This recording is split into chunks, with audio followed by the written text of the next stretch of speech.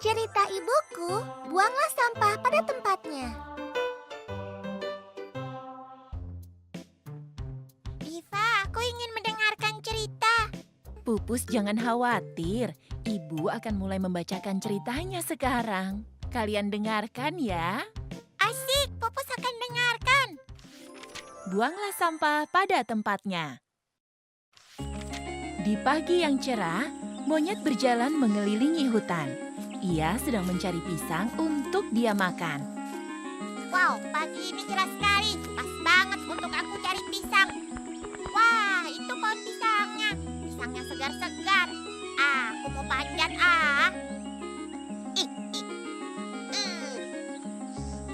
Wah, enak banget ini pisang. Aku ambil banyak buat hari ini. Jarang-jarang aku menemukan pisang seenak ini. Haha. Nyam nyam nyam nyam nyam nyam nyam. Enak enak enak.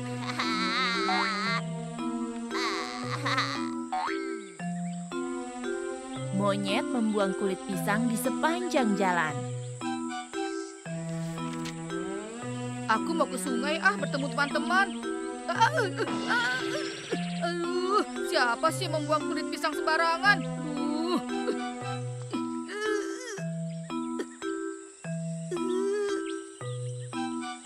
Kerbau, ayo kita ke sungai.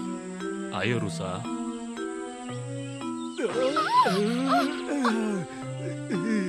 Kau juga terpeleset ya, Kerbau? Iya nih, kenapa banyak kulit pisang ya? Sangat berbahaya ini. Rusa, kancil, dan kerbau bertemu di sungai dan berbincang. Hai Rusa, hai Kerbau. Kelihatannya kalian sedang kesakitan. Iya, Kancil. Aku dan Kerbau terpeleset karena kulit pisang. Yang benar. Iya nih, sakit banget kakiku. Kalau begitu sama, aku juga terjatuh karena kulit pisang. Teman-teman, bagaimana kalau kita mencari siapa yang membuang kulit pisang itu? Iya, Kancil. Kasihan para penghuni hutan. Pasti kesakitan kalau jatuh. Banyak sekali kulit pisang yang berserakan di hutan. Iya benar. Aku juga ikut ya. Mereka memulai mencari tahu siapa pelakunya. Oh, ternyata monyet itu yang membuang kulit pisang sembarangan. Mana monyet? Itu loh Kerbau. Iya, itu. Di dekat pohon. Nyam nyam nyam. Kancil, kerbau, dan rusa akhirnya bertemu dengan monyet. Hai monyet, sedang apa? Hei Kancil, aku sedang makan. Kau lihat kan? Iya, kami lihat. Tapi kenapa kamu membuang kulit pisang sembarangan? Iya nih, kamu tidak tahu. Banyak penghuni hutan yang terpeleset akibat perbuatan kamu. Hah? Aku? Sudahlah, akui saja. Kami sudah lihat tadi. Coba perhatikan, banyak kan kulit pisangnya? Coba lihat di sekitarmu. Banyak kulit pisang berserakan. Monyet, kami tidak melarang kamu memakan pisang. Tapi tolonglah, jangan membuang kulit pisang sembarangan. Karena itu sangat berbahaya. Mengotori lingkungan dan membuat kami terpeleset. Lebih baik kamu kumpulkan saja kulit pisangnya. Setelah itu baru kamu buang. Monyet, minta maaflah pada teman-teman kamu. Kamu tidak boleh membuang kulit pisang sembarangan. Jangan diulangi ya. Iya, Prabu Yudhistira dan teman-teman. Aku minta maaf ya. Aku mengakui kesalahanku dan tidak akan kulangi lagi. Akhirnya, monyet meminta maaf dan berjanji tidak akan melakukannya lagi. Diva dan Pupus ingat ya, kita tidak boleh membuang sampah sembarangan. Sebab membuang sampah sembarangan bisa mengotori lingkungan dan berakibat banjir. Iya, Bu. Diva tidak akan membuang sampah sembarangan. Iya, Bu. Pupus juga tidak akan buang sampah sembarangan. Halo teman-teman. Subscribe di tombol merah di bawah ini ya. Like dan share juga di media sosial teman-teman. Dan satu lagi, isi komentar, usulan, atau saran juga ya. Terima kasih.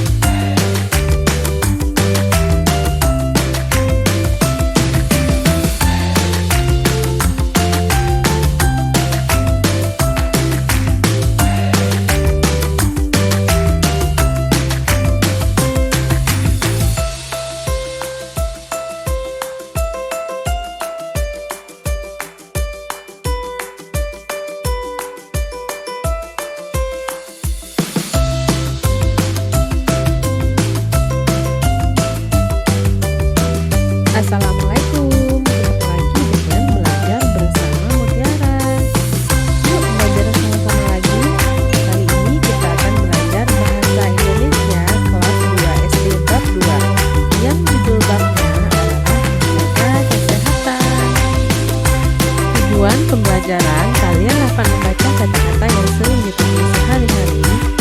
Kalian dapat menuliskan kalimat dengan kombinasi subjek, predikat, dan objek. Kalian dapat menceritakan sebuah kejadian secara runtut dengan bantuan gambar. Siap-siap belajar. Berdirilah sejauh 20 kaki dengan tatapan tulis. Tutup mata kiri dengan tangan kiri. Apakah tulisan di papan tulis terlihat jelas? Lalu lakukan hal yang sama dengan mata kanan.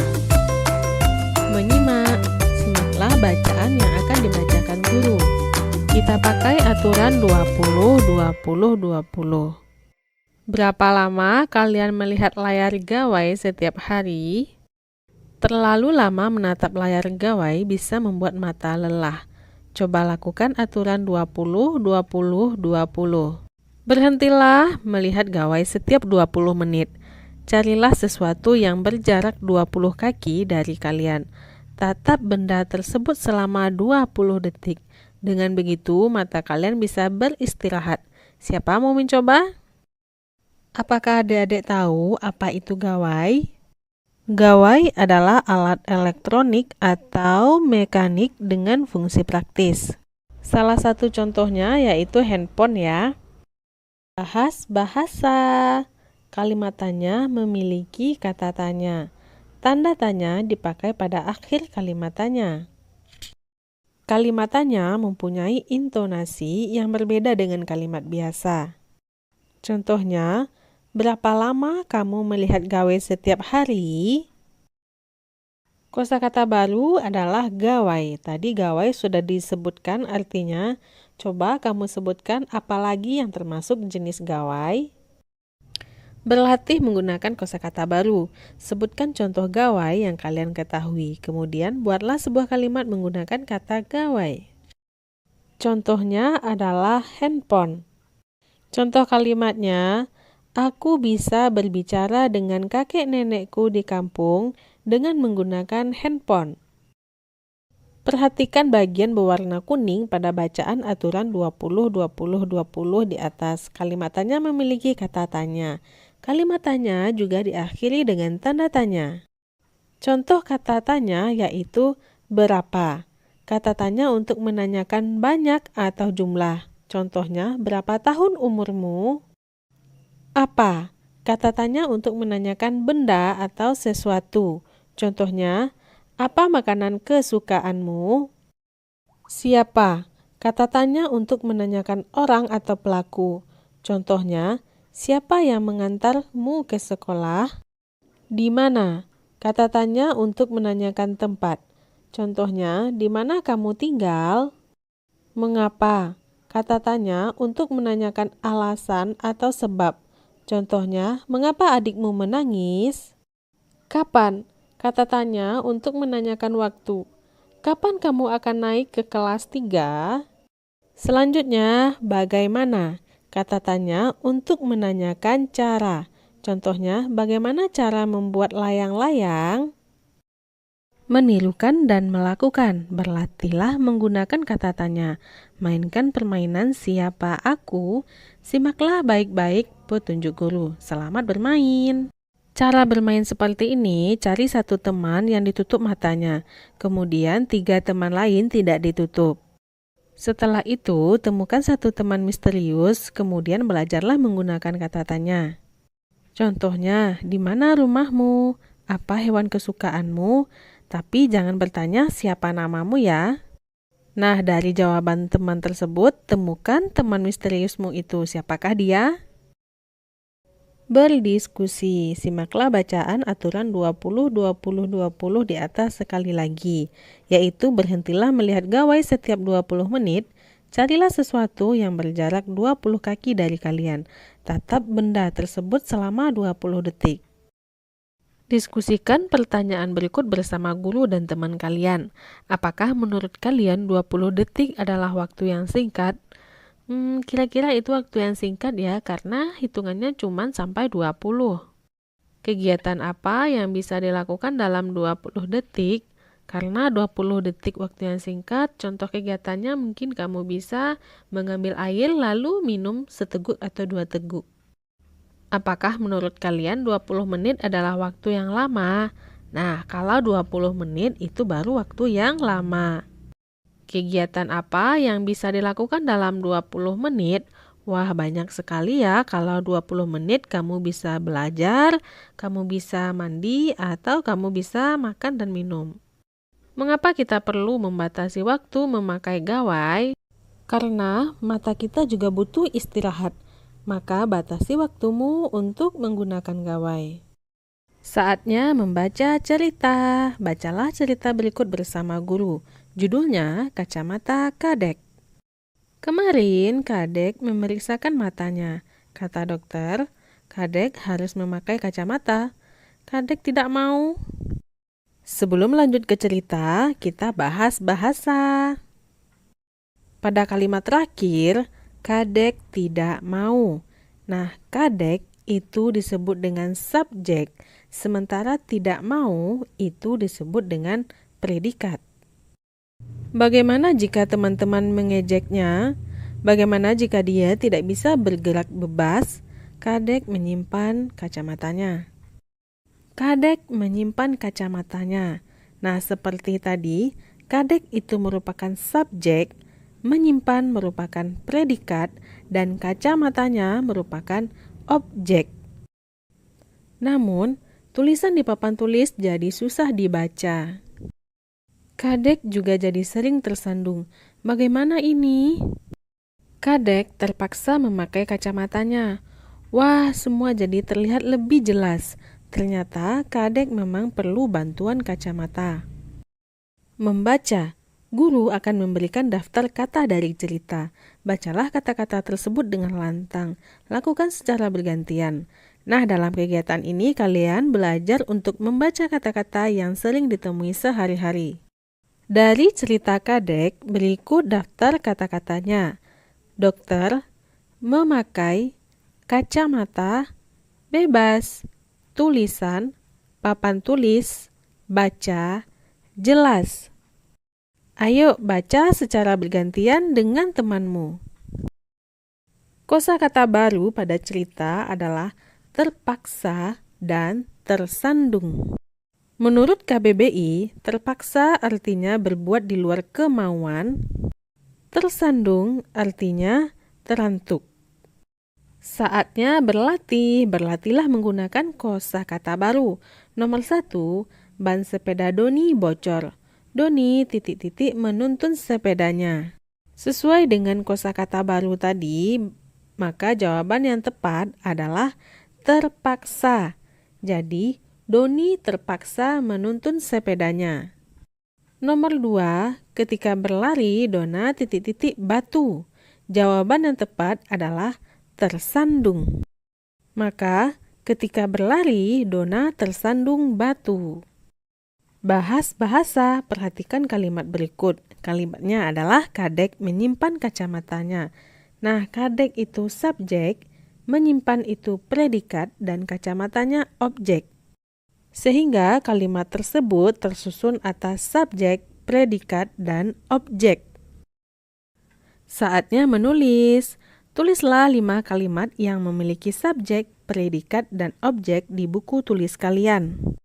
Contohnya, Rani membaca buku. Rani itu subjek, membaca predikat, dan buku adalah objek. Contoh selanjutnya, Ibu menyapu lantai. Ibu adalah subjek, menyapu adalah predikat, dan lantai adalah objek. Untuk contoh selanjutnya, kamu bisa cari sendiri ya. Setelah menyimak cerita Kacamata Kadek, jawablah pertanyaan-pertanyaan berikut. Nomor 1, apa yang dilakukan Kadek di ruang dokter? Nah, yang dilakukan Kadek di ruang dokter adalah memeriksa mata. Nomor 2, mengapa Kadek tidak mau memakai kacamatanya? Nah, sesuai dengan cerita, karena ia takut diejek teman-temannya dan tidak dapat bergerak bebas. Nomor 3, dapatkah Kadek melihat dengan jelas tanpa kacamata? Tentu jawabannya adalah tidak. Nomor 4, mengapa akhirnya Kadek mau memakai kacamata? karena ia kesulitan membaca dan sering tersandung. Berbicara, amati gambar-gambar di bawah ini, susunlah gambar menjadi kejadian yang beruntun. Kemudian ceritakan kejadian tersebut kepada guru. Nah, perhatikan gambar. Gambar pertama itu Kadek mendapatkan kacamatanya. Gambar kedua itu Kadek tanpa kacamata dan membaca buku sambil tidur. Dan nomor 3 itu Kadek sedang memeriksakan matanya. Gambar nomor 4, Kadek bisa membaca buku dengan kacamata. Kalau sesuai dengan urutan, itu adalah gambar yang nomor 2 terlebih dahulu. Kadek suka membaca buku dalam keadaan tiduran dan dengan cahaya yang kurang. Nah, selanjutnya, Kadek memeriksakan matanya ke dokter. Setelah itu, dokter memberikan kacamata kepada Kadek agar Kadek bisa melihat dengan jelas. Nah, gambar yang terakhir yaitu gambar nomor 4, Kadek bisa membaca buku dengan bantuan kacamata. Dalam kegiatan ini, kalian belajar menceritakan sebuah kejadian secara runtun dengan bantuan gambar. Kamu bisa ceritakan kembali cerita tersebut menurut versimu. Berdiskusi. Berdiskusilah dengan 3 teman kalian apa saja yang bisa mengganggu kesehatan mata, apa yang bisa dilakukan untuk menjaga kesehatan mata. Nah, ayo berdiskusilah dengan teman-temanmu. Siap-siap belajar.